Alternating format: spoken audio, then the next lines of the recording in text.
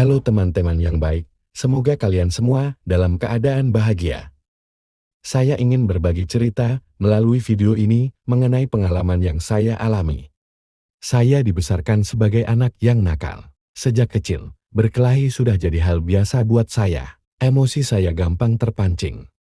Setiap kali ada turnamen, aku sering kali dianggap remeh. Banyak yang bilang aku kurang siap, tidak fokus, dan kurang matang. Mendengar itu bikin aku marah, merasa semua orang salah paham.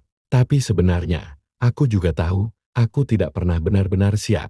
Bukan karena fisik, tapi lebih ke sikapku. Terlalu percaya diri, membuatku buta. Aku enggak mau belajar, enggak mau berubah. Yang aku mau hanyalah menang tanpa melalui proses yang seharusnya. Dan hasilnya, selalu sama. Kekalahan demi kekalahan. Bukan karena lawanku lebih hebat, tapi karena aku kalah dari diriku sendiri, dari emosiku, dari kesombonganku, dan dari sikapku yang meremehkan proses. Aku gagal jadi juara bukan karena kurang bakat, tapi karena aku menolak untuk bersikap rendah hati. Sekarang, aku paham bahwa jadi juara itu bukan hanya soal kekuatan atau teknik yang keren.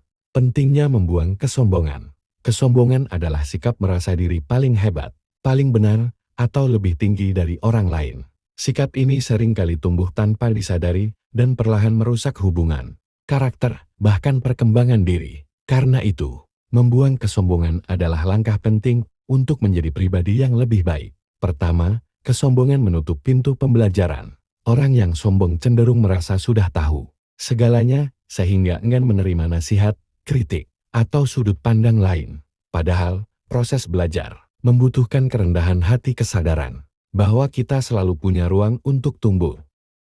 Kedua, sikap sombong bisa merusak hubungan dengan orang lain, merendahkan atau menganggap orang lain remeh hanya menciptakan jarak dan ketidaknyamanan. Di sisi lain, bersikap rendah hati bisa membangun empati, kepercayaan, dan kerjasama yang positif, baik dalam keluarga, persahabatan, maupun di tempat kerja. Ketiga, kesombongan bisa melemahkan karakter seseorang. Ketika seseorang terlalu bergantung pada pujian dan pengakuan, mereka jadi rentan saat menghadapi kegagalan. Sementara itu, orang yang rendah hati lebih mampu mengakui kesalahan, bangkit kembali, dan memperbaiki diri tanpa menyalahkan orang lain.